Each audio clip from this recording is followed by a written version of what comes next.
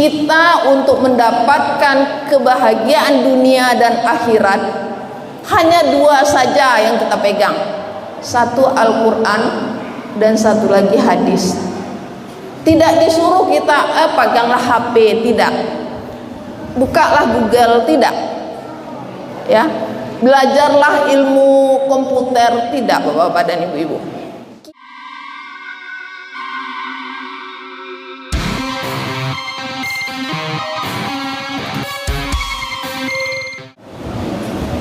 Assalamualaikum warahmatullahi wabarakatuh.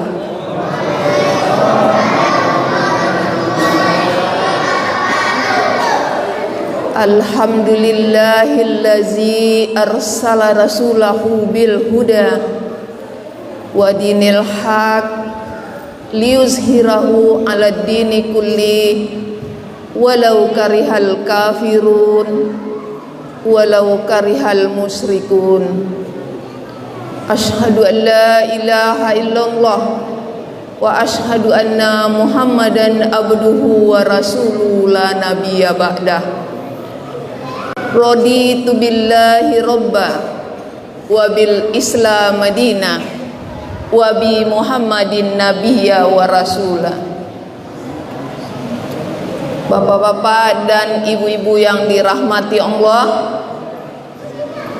puji dan syukur selalu kita ucapkan kepada Allah Subhanahu wa ta'ala yang selalu melimpahkan rahmatnya kepada kita semua, terutama nikmat iman yang kita rasakan sekarang ini, sehingga kita dapat pula melaksanakan ibadah pada malam hari ini.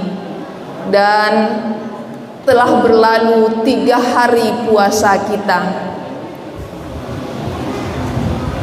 Selawat dan salam selalu pula kita ucapkan kepada junjungan alam Nabi besar Muhammad sallallahu alaihi wasallam.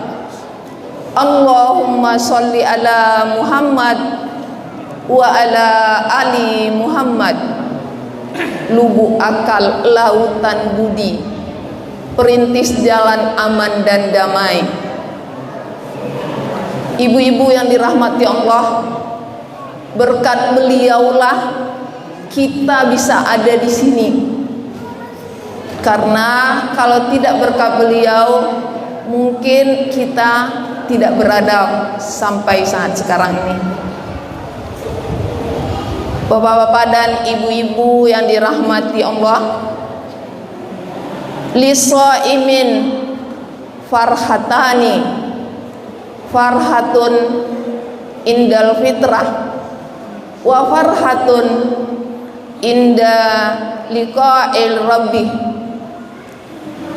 Ada 2 kebahagiaan bagi orang yang berpuasa. Yang pertama, kebahagiaan di dunia atau kebahagiaan ketika nanti kita berbuka pada 1 Syawal. Dan kemudian yang keduanya adalah kebahagiaan ketika hambanya menghadap atau bertemu dengan Robnya. Itulah kebahagiaan orang yang berpuasa. Bapak-bapak dan ibu-ibu yang dirahmati Allah, mari kita perhatikan dahulu ayat tentang berpuasa. Mungkin malam pertama, kedua, dan ketiga sudah dibunyikan juga, tapi mari kita lihat kembali. Ya ayyuhallazina amanu kutiba alaikumusiyam kama kutiba alal ladzina min qablikum la'allakum tattaqun. Ayat ini sangat hafal bagi kita bapak-bapak dan ibu-ibu, karena mungkin kita sudah 40 tahun mendengarnya, 50 tahun mendengarnya, bahkan ada yang 60 dan 70 tahun mendengarnya ayat ini.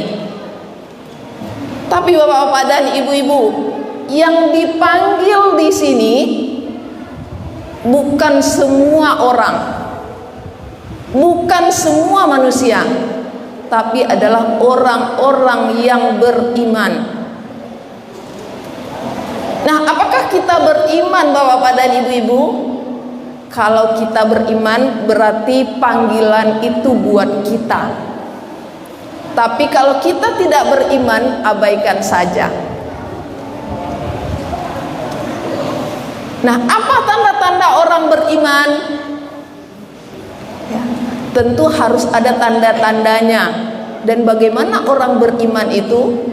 Mari kita lihat Bapak dan Ibu-ibu dalam surat Al-Baqarah. Ya ayyuhallazina amanu. Bapak dan Ibu, allazina yu'minuna bil ghaibi wa yuqimunas sholata wa mimma razaqnahum yunfikun. Wallazina yu'minuna bima unzila ilaika wa ma unzila min qablik wa bil akhirati hum yuqinun. Siapa orang beriman itu? Yang pertama, Bapak-bapak dan Ibu-ibu, adalah orang yang percaya kepada yang gaib. Kita karena percaya kepada yang gaib, menyampaikan melalui Jibril kepada Rasulullah, maka kita sekarang beriman dan kemudian kita berpuasa. Nah, yang keduanya Bapak-bapak dan Ibu-ibu adalah mendirikan sholat. Orang beriman itu adalah orang yang melaksanakan sholat. Nah, sholat pada bulan Ramadan ini, kalau kita laksanakan sesuai dengan yang diperintahkan oleh Allah, maka kita akan mendapat manfaatnya, itu mendapat kebahagiaan. Bagaimana Bapak-bapak dan Ibu-ibu yang diperintahkan oleh Allah? Yang pertamanya, kita khusyuk dalam sholat. Karena orang yang sholat itu ya adalah mencegah perbuatan keji dan mungkar. Tapi Bapak-bapak dan Ibu-ibu, kalau masih ada keluar masjid sandalnya yang hilang, berarti perlu dipertanyakan sholatnya. Kalau ada siang hari, besok, lusa dan kemarin masih ada yang ngerumpi menceritakan orang, maka perlu dipertanyakan sholatnya. Berarti sholatnya tidak mencegah perbuatan keji dan mungkar. Bapak-bapak dan Ibu-ibu yang dirahmati Allah, memang sholat ini adalah tiang utamanya. Maka dikatakan juga as-sholatu imaduddin, sholat adalah tiang agama. Dengan sholat inilah kita bahagia. Nah, maka untuk itu pada bulan Ramadan ini kita diminta, yang meminta bukan bukan saya yang minta Bapak-bapak, bukan ustadz yang minta, bukan kiai yang minta, tapi Allah yang meminta Bapak-bapak dan Ibu-ibu. La'allakum tattaqun. Allah meminta kita. Dengan apa? Kita meningkatkan sholat pada bulan Ramadan ini. Maka Bapak-bapak dan Ibu-ibu, ya, sholat bulan Ramadan kalau kita sempurna melaksanakannya, maka dosa-dosa kita yang lalu dihapuskan. Tapi benar-benar sholat sesuai yang dituntun oleh Rasulullah. Bapak-bapak dan Ibu-ibu yang dirahmati Allah, di dalam sholat kita meminta banyak bacaan Al-Quran di dalam sholat, diantaranya Al-Fatihah. Kita meminta di dalam sholat itu, ihdinas siratal mustaqim, tunjuki kami jalan yang lurus. Kita minta bapak-bapak dan ibu-ibu. Tapi bagaimana setelah kita keluar atau setelah melaksanakan sholat? Apakah itu kita laksanakan? Berarti kita dapat hidayah sesuai dengan apa yang kita minta. Tapi kalau di luar sholat, di dalam sholat kita minta tunjuki jalan yang lurus. Mana jalan yang lurusnya? Ada di Al-Quran, ada di hadis. Bapak-bapak dan ibu-ibu, kita untuk mendapatkan kebahagiaan dunia dan akhirat hanya dua saja yang kita pegang. Satu Al-Quran dan satu lagi hadis. Tidak disuruh kita peganglah HP, tidak. Bukalah Google, tidak. Ya, belajarlah ilmu komputer, tidak bapak-bapak dan ibu-ibu. Kita hanya diminta melaksanakan yang ada di Al-Quran, kemudian meninggalkan yang dilarangnya juga di hadis. Itu saja. Tidak banyak-banyak sebetulnya bapak-bapak dan ibu-ibu kalau kita memikirkannya dan kita melaksanakannya. Nah, di dalam Al-Quran kita dikatakan ihdinas siratal mustaqim. Tadi ini Al-Quran. Tapi bagaimana kalau kita pergi ke pasar? Apakah timbangan kita tetap 10 on dalam 1 kilo, atau 9 on, atau 8 on? Nah, bapak-bapak dan ibu-ibu, di dalam Al-Quran juga dikatakan la taqrabu zina. Tapi masih adakah asmara subuhnya? Nah, itu sholat bapak-bapak. Mendirikan sholat adalah tiang bapak-bapak dan ibu-ibu. Yang ketiganya adalah kita percaya kepada Al-Quran dan mengamalkannya. Maka harusnya kita buat target pada bulan Ramadan ini, karena satu huruf saja kita membaca pahalanya 10. Hitungan pahala 10 itu adalah hitungan kita, bukan hitungan Allah. Nah, kalau alif, lam, mim itu bukan satu huruf tapi 3 huruf. Sudah berapa pahala yang kita dapat bapak-bapak dan ibu-ibu?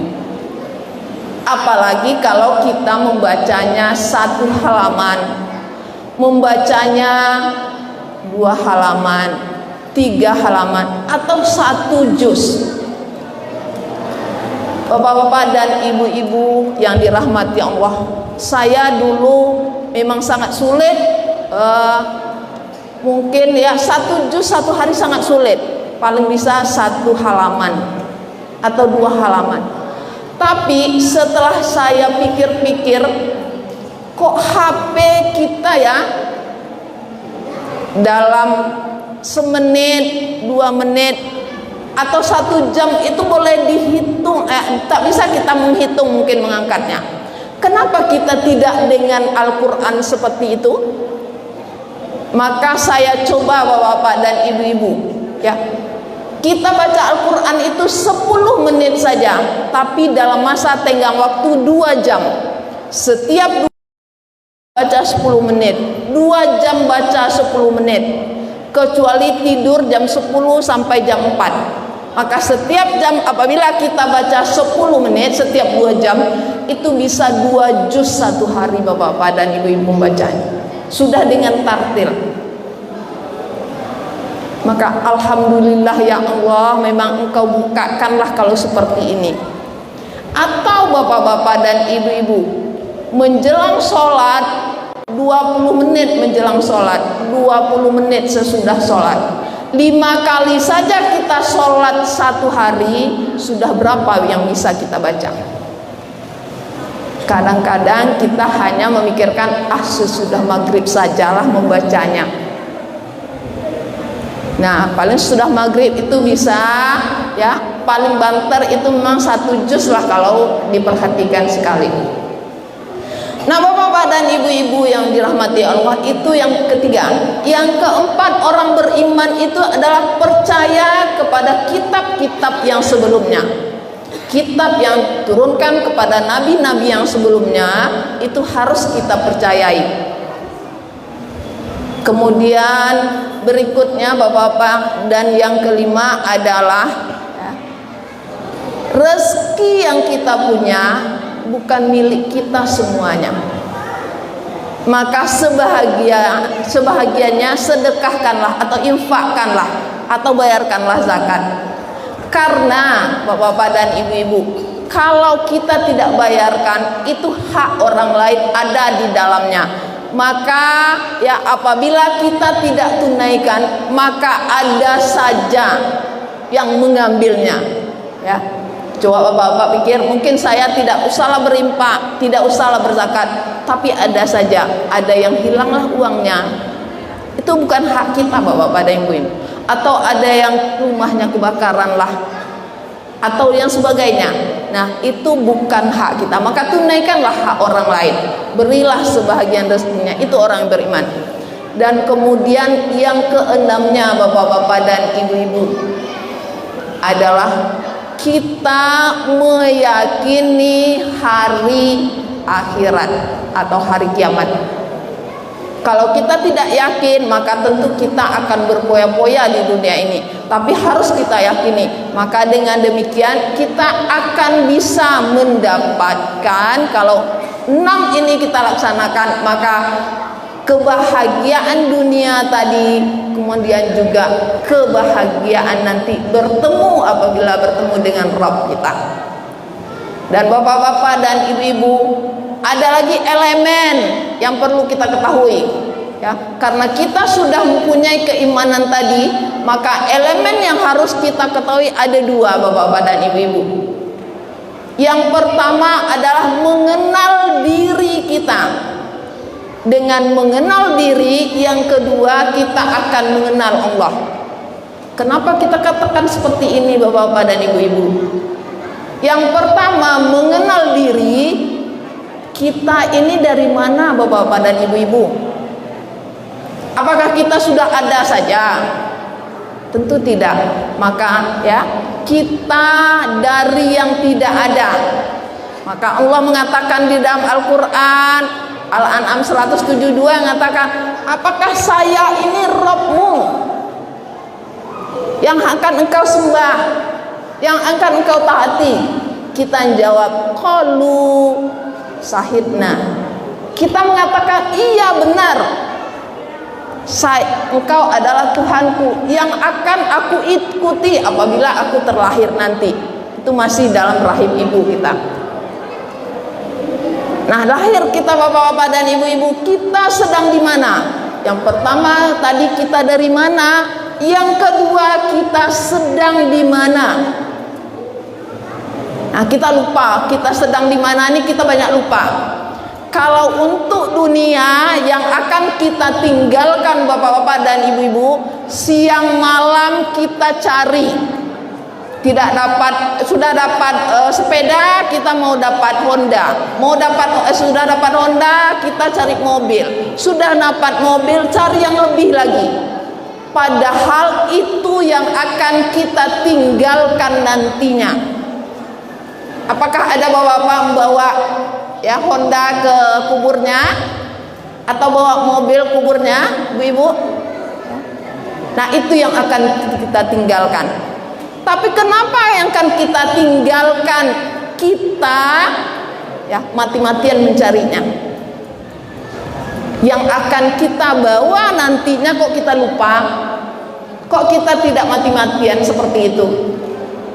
Nah, mari itu menjadi renungan kita, karena yang ketiganya, kita akan kemana? Ya, maka kita akan kemana? Inilah yang harus kita cari sekarang ini, kita sedang di mana? Dan yang terakhir Bapak-bapak dan Ibu-ibu, dengan demikian kita tahu kita dari mana, kita tahu kita sedang di mana, dan kita tahu dan kita akan kemana, maka kita akan mengenal Allah. Ya, kalau demikian ya, kita akan mengenal Allah. Tidak akan ada lagi orang yang bicara sembarangan, tidak ada lagi orang yang mencuri, tidak ada lagi sendal yang hilang, tidak ada lagi motor yang hilang. Kalau yang dua ini sudah kita pegang.